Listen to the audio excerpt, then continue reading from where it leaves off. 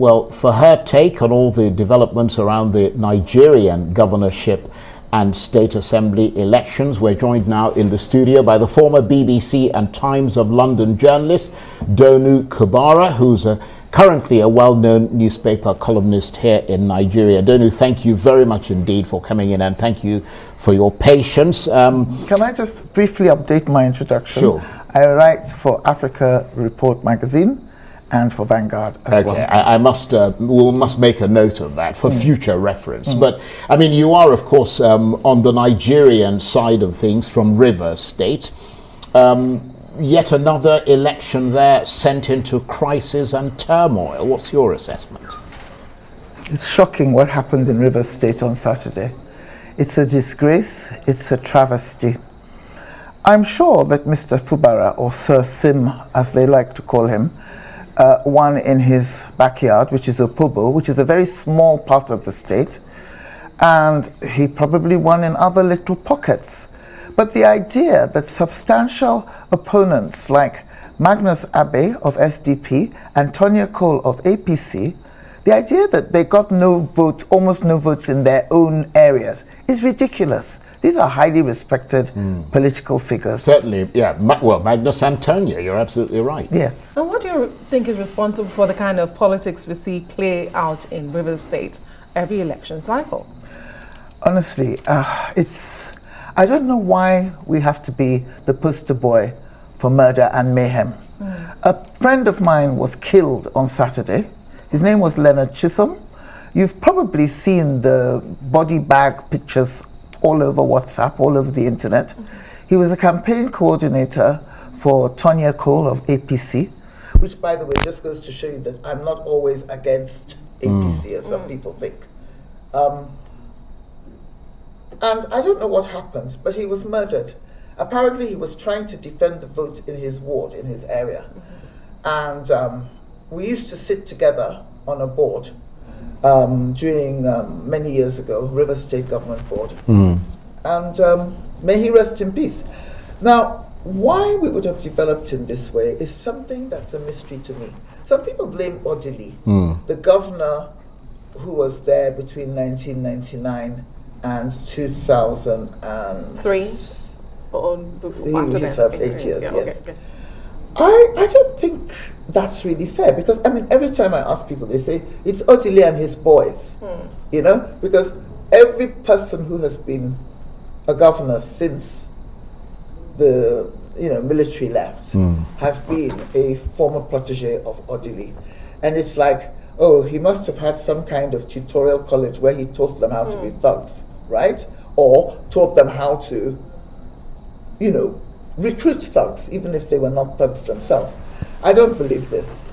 I just don't know what it is. But there seems to be some sort of latent hostility there, that they kind of dust off every 4 years and, bring it out of the sort of the wardrobe, and it comes again, and the tensions come back with a vengeance. I know. It's like a sort of subliminal mortal hatred that sort of like simmers and then flares up every 4 years. I don't understand it. It's very worrying. I don't know what to say. Yeah, It's a disgrace. Yeah, it's an exceedingly worrying trend, and in fairness to people in Rivers State, it's not just Rivers State. I mean, we're seeing it where it wasn't prevalent before. We're now seeing it. It's like, hey, let's imitate the places where things are going bad, and let's do it all again. But let me talk to you about, because you sent out a tweet earlier, I think today or yesterday, about the Bayo Onanoga saga. What do you make of the continuing controversy over his ethnically divisive statement about Lagos? Because you commented on that.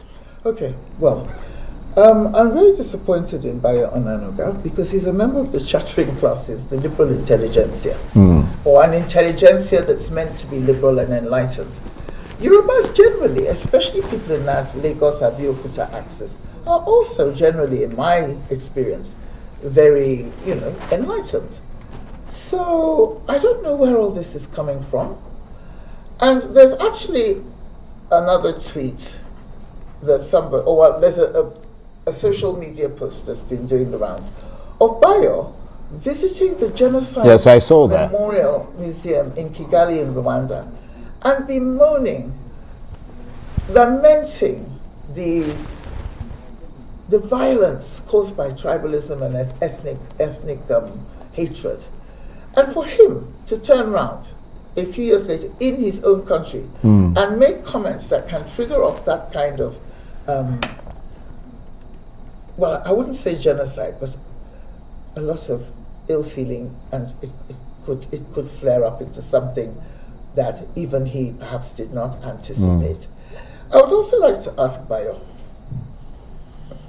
okay, Lagos belongs only to Yoruba, so you don't want to hear anything about it being a melting pot. Okay, but half the money you spend, or more than half, comes from where I come from. I mean, you know, there's an That's oil River well. State. Yes, yeah. there's an oil well named after my village. So, okay, if we want to all be really selfish and exclusionist and tribalistic, why should Yorubas like Bayo get 1 penny of oil money? Because, I mean, so ours is everybody's and his is his. It's disgraceful. And Lagos was built with the sweat of several ethnic groups, including Igbos, including Niger Delta people like Atedo Peter side. And yet again, I'm compelled to say that, thank God, not every Yoruba is misbehaving. A lot of our Yoruba friends are very embarrassed and have kind of tried to apologize on his behalf to me privately.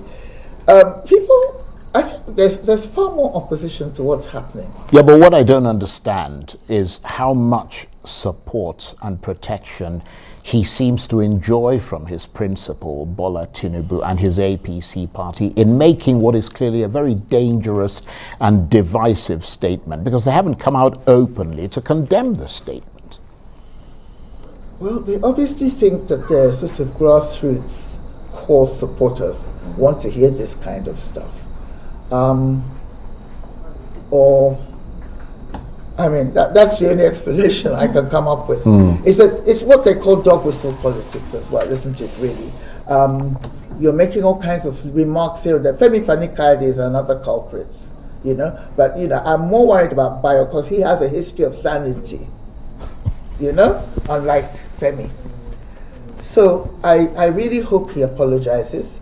You know, we can all say rubbish when we're under pressure, even to our nearest and dearest.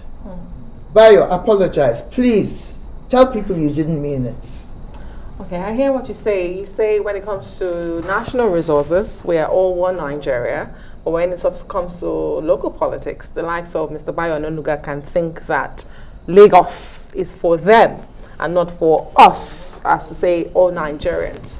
But doesn't that really point to the issue of politicians, you know, exploiting the fault lines, especially during election cycles when it suits them the most? Because I've worked for Mr. Bayo, unfortunately, many years ago. I never saw him like this. I never spoke like this. And I've had other colleagues say that we worked with this man who was never like this. Not to talk about individuals here, but again, the fault lines that politicians continue to exploit during election cycles. Isn't that the problem really here? Well, it's cynicism, really, isn't it? You say what you think will give you an advantage. It may not necessarily even be what you really mean or what you really feel, or maybe all those years that we saw, I don't know Bayo really. I mean, I just see him as a respected media colleague, right? But I know lots of people who know him. Maybe he wasn't the civilized man we thought he was. Maybe he was just hiding in the corner, waiting for all this bile to spill out when he thought he was in a powerful position. You know, because now they're being a bit triumphalist. They are the president-elect's team, and perhaps they think they can say what they like. But you know, even in Nigeria, there are limits. And I hope that all this bad belly doesn't come back to bite us all. Right, and of course lots of we saw lots of voter apathy, technical issues, some BVAs not working, the BVAs not working, the integrity of the process called into question. I mean, broadly speaking, once again, as in the presidential poll. Does all this leave, in your assessment, the legacy of President Buhari in tatters, or is there still a sort of shock-absorbing capacity there still? It's not good for the president's legacy. It's very unfortunate. He appeared to be sincere when he said that was something he wanted to leave us with. But then you see there's such a thing as what you call lame duck leadership, whereby you're on your way out and your powers are waning. Maybe, I don't know how much control he had over all this.